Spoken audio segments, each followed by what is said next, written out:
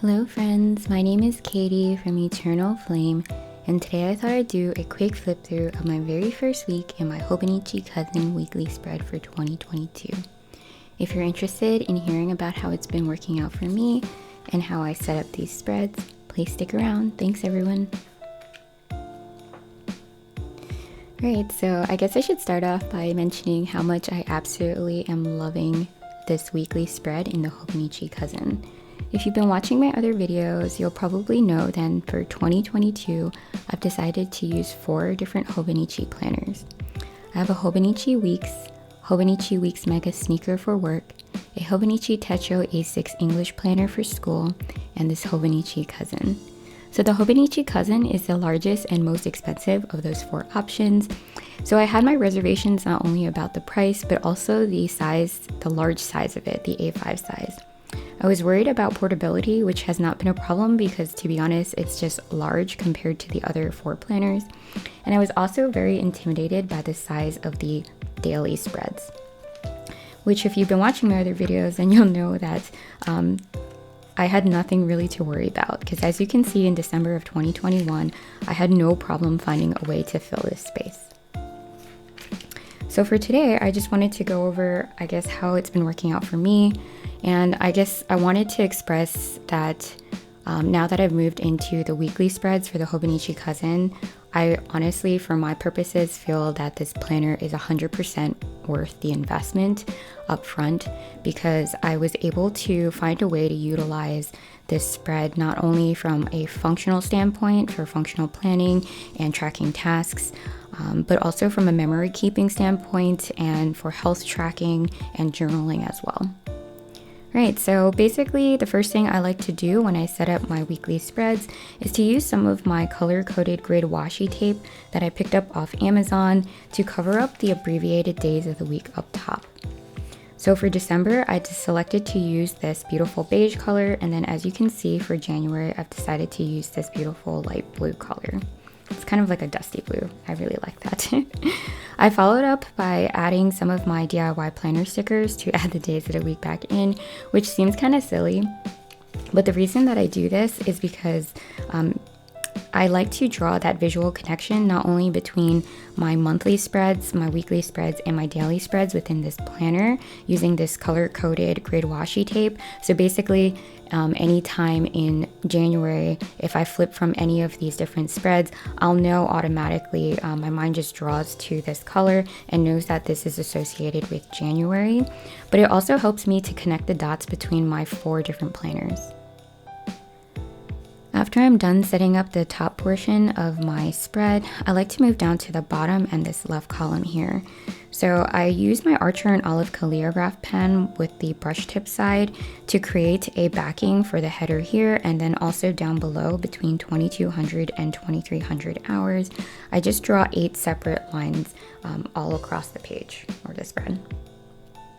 What this allows me to do is to utilize this journaling space or the space to the left either for journaling or lists. So for the second week, so the first week in January, I decided to use it as a shopping list for groceries. And then the previous week, I actually used it as a journaling section. Basically at the end of the week, I took a moment to kind of sit back and reflect on how the week went and then journal a little bit about what I was grateful for. So it really allows me the flexibility to decide as I go. I really like being able to change it up. It keeps it a little exciting. And down below, this is where I found it to be most helpful from a functional standpoint in the sense that I took all of the tasks. So typically in my Hobonichi weeks, I have a running list of tasks. I'll show you here. I typically have a running task list here on the right for anything and everything that comes up in the week that isn't specifically assigned to a date here as shown. So this is for the date specific tasks as opposed to that running list.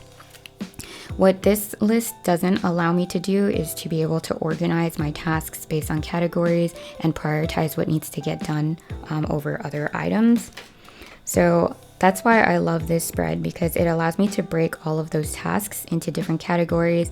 And then as I move through the week, I can still keep my tasks organized while I guess adding tasks as I go. So for example, with this running task list, if I put tasks related to school down below and things come up during the week, I can't really add anything here. It doesn't have that flexibility as opposed to this spread, which allows me to, for example, here I have one craft listed, and if on Wednesday my friend announces to me that they're having another baby, then I can add a craft down below for some things that I'd like to make for them.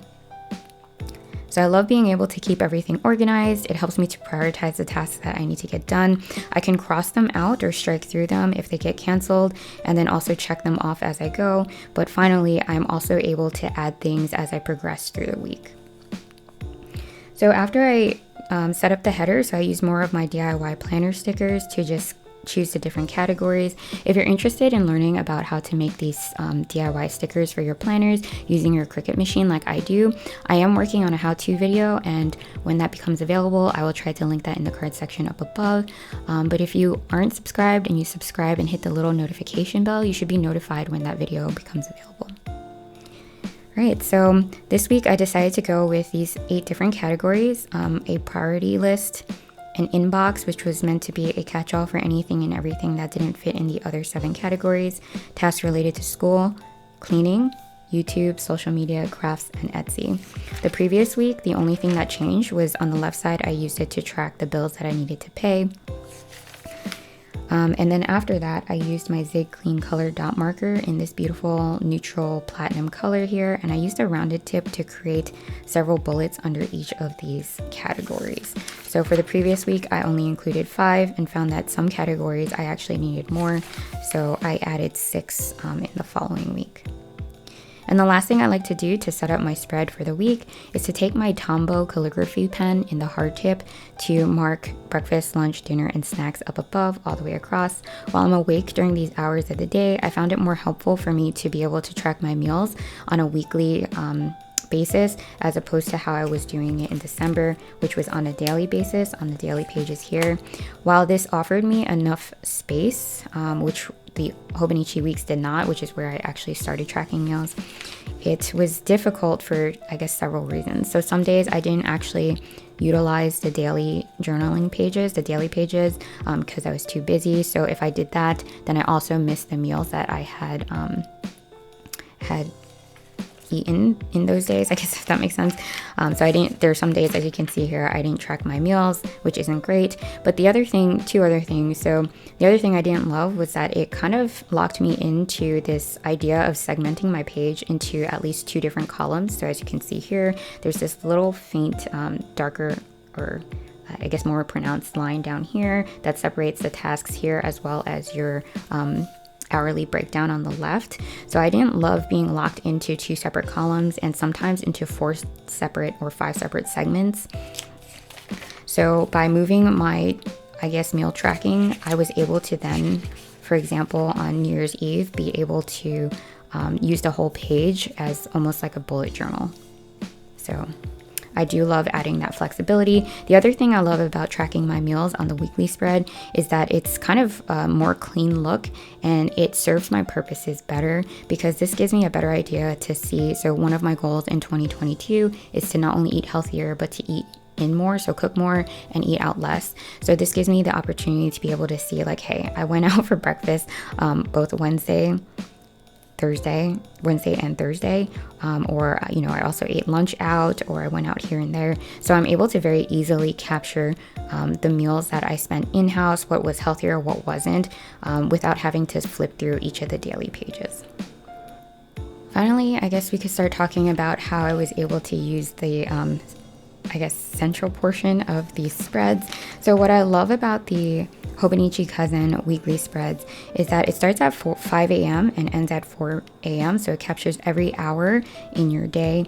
What it allows then us to do as users is to customize this spread to meet your needs. So there's no one person, I guess, that has the same needs. And I love the flexibility of being able to convert the hours that you don't actually need to track to be able to utilize it in a way that's best fit for you. So for example, as I mentioned before, while I'm doing things and I'm awake at these earlier hours in the day, I don't actually need to track and write down that I've been drinking a cup of coffee. So this allows me the flexibility to transform this top portion of the page, to meet my needs for meal tracking. And then down below, when I'm typically sleeping, this allowed me, it was so useful for functional planning. It allowed me to convert this space to meet my needs with tracking and categorizing my tasks. So this first week, I don't know if you guys can tell, but I really struggled on Monday to get into the groove of this weekly spread. I was so used to using the Hobonichi weeks, which is a completely different layout and just doesn't offer the same things as this planner. So I really struggled. I had been watching videos on YouTube that folks were using, I guess, this method of drawing lines here to track the tasks that they were completing and how long they spent on those tasks. Sorry, I apologize if you guys hear that in the background. It actually just snowed a few inches in New York, and that was the snowplow going by. But yeah, so I struggled on Monday. I tried that method of drawing lines to indicate the hours, for example, that I spent on journaling on Monday. And there's several things that I've really struggled with. Number one, if you've been watching my other videos, you'll know that I love my Hobonichi Stencils, and I had typically been using my Pigma Micron in the 005 felt tip to basically write and draw everything that wasn't my handwriting using my fountain pens, and I was really struggling with the ink getting trapped underneath the stencil and then spreading. So I don't know if you can see that here, and it was driving me insane. It was happening with every single line. And the other thing that I struggled with was I guess staying true to those lines, if that makes sense. I don't know how to explain it. But basically, if I was supposed to be journaling between 2 and 4 p.m., in reality, I wasn't actually journaling for 2 hours between those hours. You know, I might have started at like 2:17. So the fact that it wasn't very accurate kind of drove me crazy. I didn't love that method. And then I also found it very difficult to stick to being able to draw those lines very cleanly. So I tried to cover up some of my boo-boos with some washi tape here. And then on Tuesday, because I was working, not only did I not have tasks that I wanted to track during the day, because I have a planner separate for work, but I also had no time during the day to journal about it, or even at the end of the day. So I took the opportunity to use some of my washi tape to, I guess, add some color to the page. Oh wow, I didn't realize that this was smudging. So this is actually my brand new Ferris wheel press fountain pen and ink. I guess I didn't allow it to dry. I really should have used my blotting paper there. But yeah, and then as I moved through the week, I really felt that between Wednesday and Sunday, I got into the groove of how this planner, or this spread and this planner, or the spread in the planner can best work for me. And what I used it for was to generally track how I spent my day. So for example, on Wednesday, I did a lot of filming, so I was able to track that there. Once again, I tried again using that method of drawing a line to mark the hours that I was working on Wednesday, and it just didn't work out for me. I tried to cover it up using like these dashes here, some of that, I guess, spreading of the ink or smudging. And then over here, I had a date with our friends at the cider house, and as you can see, it got canceled because the cider house was closed, and we ended up at PCB. So I just used my bullet journal method of striking through anything that got canceled here, and then wrote it down below, which I thought worked out pretty well for me. What I loved about this was that I was able to play around with all of my different brush pens, as well as my different fountain pens, to add some color and variety to my page, which I absolutely loved. I got to experiment also with some of my different handwriting, and I also got to use a lot of my self-designed print and cut icon stickers here to keep it rather minimal. And then I guess one thing that I found really fun and I thought was kind of sweet was that on Saturday afternoon, as you can see here, my husband and I finally convinced him to use or try to bullet journal for himself in his own way. Of course, his needs are different than mine. But basically, a few months ago, I purchased, I think, a ton of bullet journals from Archer and Olive, and I had them lying around and trying to find places to, I guess, store them in my office. And my husband came in. He's like, "Why do you have so many bullet journals? Like, why do you need so many?" So I showed him one of my bullet journals and the quality and thickness of the page. He was so impressed that he wanted one for himself. So he ended up taking one of mine. It was this beautiful black fabric covered A5 size notebook with like this beautiful gold foiled crescent moon on the front, and like actually the sides were even gold foiled as well. It was one of my favorites and one of my splurges. And then it had been sitting there for a few months, so I encouraged him to give it a shot. Now that I was preparing to I guess film my 2022 bullet journal setup video, and yeah, so we spent a few hours on Saturday afternoon in my office playing around with all of my different pens and looking through some of my old bullet journals for inspiration. So that I thought that was really sweet. But I thought this was a great example of how this central portion, how I used it for memory keeping, because that I'll always remember the time that we spent together that afternoon. Sounds silly, but this is a great way to keep track of that. The other, I guess, way I was able to utilize the space was also to keep track of some of my Etsy orders, and also to take a look, like I said, to reflect at the end of the week to see how I spent my time. So you can see here towards the end of the week, I spent a lot of my time not only journaling and filming, but also reading and studying for school as we draw closer to, I guess, the start of school in January. I was also able to utilize the space up top to keep track of the more, I guess, major events in the day. So for example, I was working on Tuesday, or over here that this was a holiday.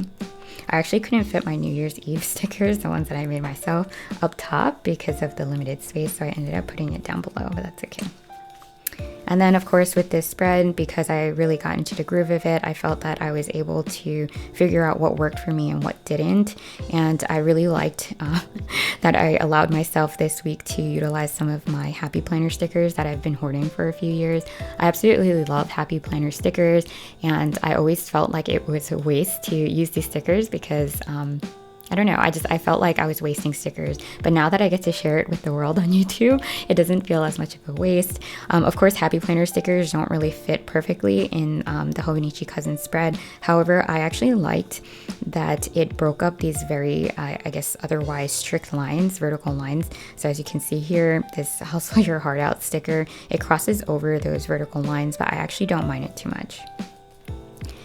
So I hope you guys found this video to be enjoyable, and if you did, I would really appreciate it, as always, if you guys gave the video a thumbs up to let me know. If you're not subscribed already and you subscribe, I would really appreciate that as well. Thank you so much for taking the time to watch my videos, and until next time, bye everyone. Happy planning!